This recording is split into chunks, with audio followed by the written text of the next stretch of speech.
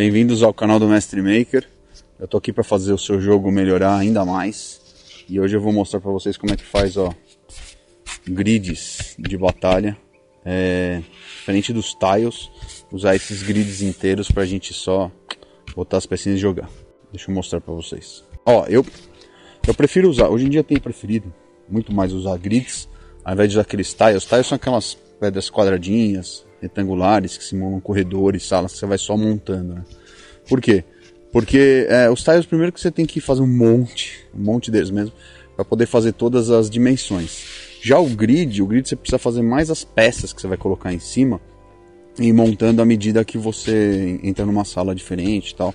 Inclusive dá para você usar até uma abstração para poder usar esses grids aqui, usar uma mistura de batalha técnica com teatro da mente. Então eu acho mais legal, mais interessante usar esse formato hoje em dia. A única diferença que eu uso entre aspas um tile é quando eu faço uma sala inteira, que é o caso do poço, que está num outro vídeo aqui do canal, que eu uso uma sala inteira para fazer como se fosse um grande cenário, e aí eu vou usar esse cenário mesmo para uma coisa muito específica. Mas esse aqui tem sido o jeito que eu jogo ultimamente. Como eu falei, a vantagem é que, uma vez que você tem esse terreno, e você pode fazer um grid para cada tipo de terreno que você for fazer. Sei lá, esses dois são dois tipos de caverna. Eu tenho um de dungeon, se você faz um de gelo ou alguma outra coisa desse jeito, você usa para cada cenário. O legal é que você consegue delimitar com umas paredinhas. Então, em outras oportunidades do canal eu vou mostrar para vocês as paredinhas. Eu geralmente imprimo o que eu faço, mas de vez em quando eu construo eu faço alguma coisa na mão mesmo. E aí você simplesmente vai colocando aqui e vai gerando o seu ambiente, né? O seu cenário do seu ambiente de forma fácil, muito rápido. É muito rápido para guardar, é muito rápido para montar. Então eu tenho preferido usar esse método. Agora eu vou mostrar para vocês como é que faz essas duas peças aqui, que é de EVA. É bem facinho, é um material muito fácil de encontrar, é muito fácil de transportar, então não tem muito perigo de perder. Então vamos lá para minha bancada e vocês vão ver como é que eu fiz. Bom, primeiro passo é pegar uma folha de EVA, essa aí que eu fiz, se eu não me engano, é de 5 mm, tá? E aí você pega bem na metade dela a sua régua e traça uma linha que vai servir de guia para a gente poder fazer o círculo. Eu não tenho um compasso tão grande para fazer um círculo de 7,5 polegadas. O compasso não abre tanto assim. Então eu vou fazer aqui uma técnica para você conseguir marcar um círculo. Não vai sair perfeito, mas é um círculo bem legal para poder fazer o seu grid redondo. Então, com aquele ponto bem no centro da cartolina, no 7,5, aquela linha do meio, amarra um barbante numa lapiseira, num lápis, numa caneta, qualquer coisa, e prende bem mais na ponta que você conseguir do lápis ou da lapiseira. No caso eu estou usando uma lapiseira. E essa linha vai servir de guia como se fosse o compasso, a gente poder pegar o raio certinho, para manter o raio constante durante a traçagem. Olha lá. Você põe o dedo bem em cima do meio, né, do ponto central, e vai traçando. O legal é fazer em 4 quadrantes e não tudo de uma vez, para não ficar muito disforme, tá? Porque como o seu dedo não vai conseguir manter certinho no ponto, vai fazendo de parte em parte até ficar bom.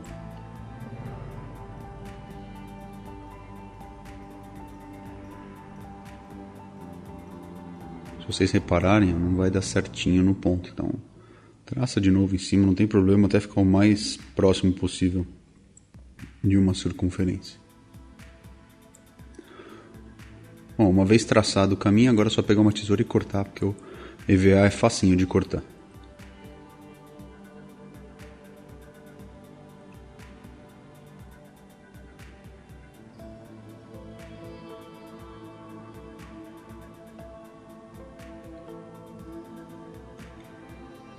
Uma vez que você terminou então a sua peça redonda, ela vai ser agora o seu grid, certo?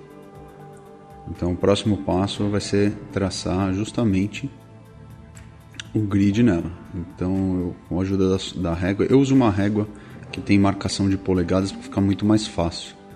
Eu não gosto de usar o 2,5 centímetros para polegada, porque à medida que você vai fazendo peças maiores, esse erro vai propagando. E é muito mais fácil medir de 1 em 1 polegada numa régua com essa escala do que você ficar somando 2,5, 2,5 cada vez que você vai traçar um quadrado. Então, se você puder conseguir uma régua daquele tipo e de metal, pega. E aí, com a ajuda do esquadro, ó, lembra lá da escola que você aprendia a fazer desenho geométrico? Pois é, agora vai ser importante, né? Então o esquadro vai te ajudar a fazer uma cruz e você conseguir distribuir certinho esse grid no seu círculo de EVA. Depois é só ir marcando polegada por polegada e fazer o quadriculado nessa peça. Não tem muito segredo, é mais prática a partir de agora.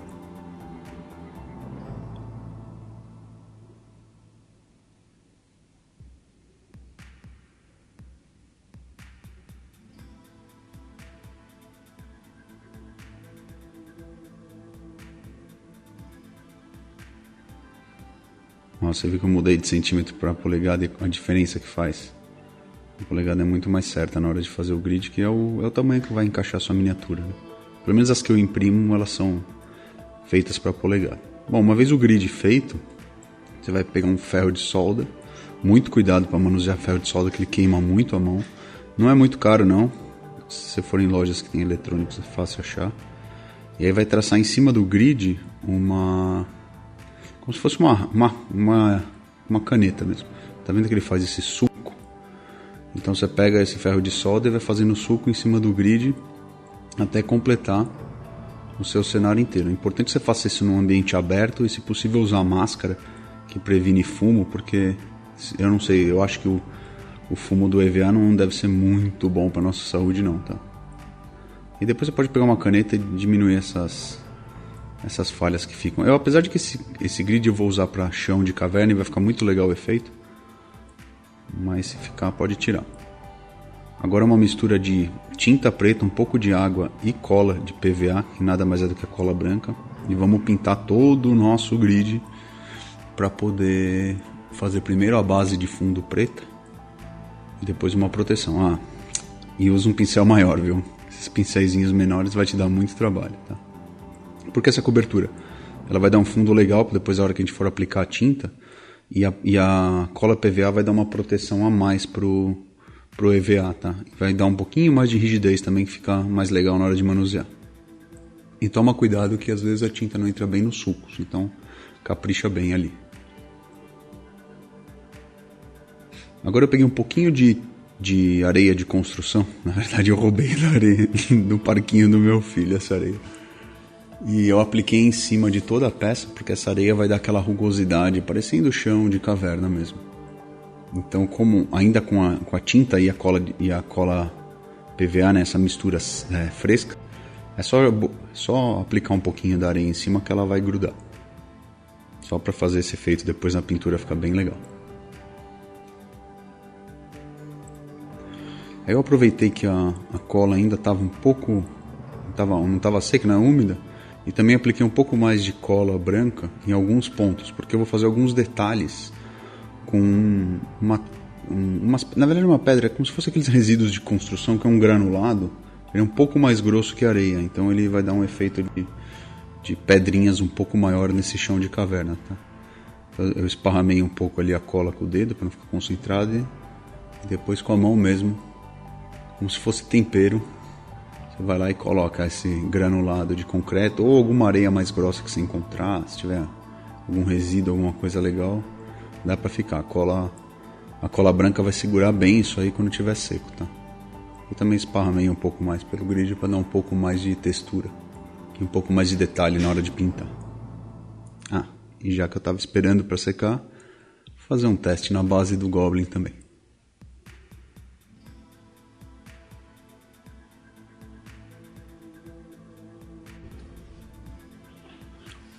Então agora vamos continuar a pintura. Uma vez que já está seca a parte de cima, ainda tem esses problemas que ficam esses buraquinhos amarelos, mas porque a luz está passando do fundo que ainda é amarelo. Então vou aproveitar para pintar o fundo, e também pelo fato de a gente aplicar um pouco de cola branca no fundo, ele vai ajudar a corrigir o desnível, que não é desnível, mas a peça começa a entortar, porque quando a cola branca ela seca, ela contrai, então ela fica um pouco torta. Então se você passar a cola dos dois lados, ela ajuda a deixar mais reta essa peça aí, beleza? E aproveitando que eu tô nesse ponto, eu tenho uma outra peça, que é aquela outra que eu mostrei, que também é uma outra técnica de fazer o chão de caverna, que agora eu vou mostrar pra vocês como é que faz. Esse aí eu também fiz grid do mesmo jeito, mas como ele já era um EVA preto, eu aproveitei para fazer um outro tipo de textura. Com ferro de solda e o papel alumínio dobrado, a gente vai marcando uma rugosidade na superfície do EVA, tá? É bom usar máscara também, que sobe um pouco de fumo em área aberta.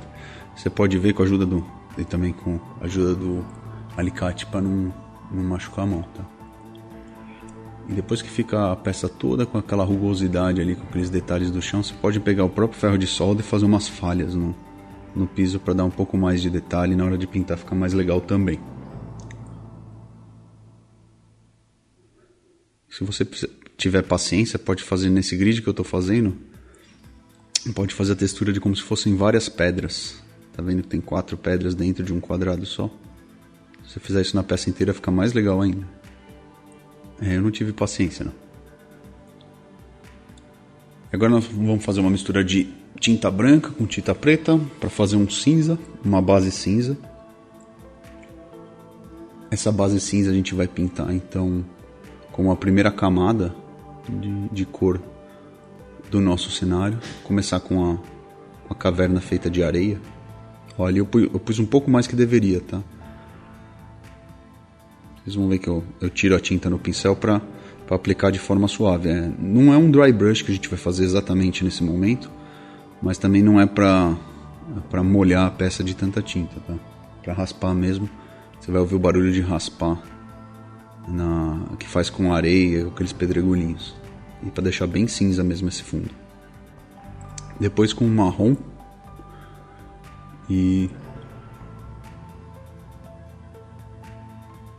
uma espécie de dry brush, com a segunda peça de caverna, eu vou pintar a base inteira de marrom, porque pedra também tem um pouco dessa cor. Ela não é só cinza, então eu vou ter 2 tipos de cores, tá? Nesse caso eu vou fazer a base um pouco marrom, um pouco claro. Depois por cima dele você passa uma camada bem mais leve, tá? Do que a camada de marrom, do mesmo cinza que eu usei. É um cinza mais escuro. Dá pra ver que já tem 2 tons diferentes que formam essa pedra.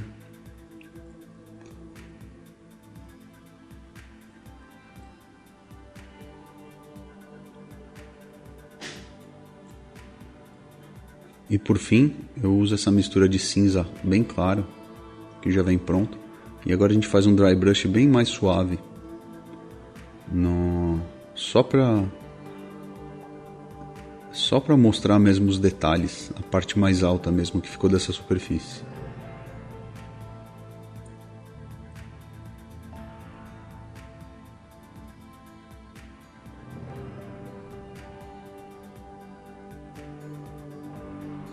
E com esse mesmo cinza claro, agora a gente vai usar a mesma técnica do dry brush para destacar aqueles pedregulhos e as pedrinhas maiores que estão na peça. E aí isso dá um efeito de profundidade mais legal.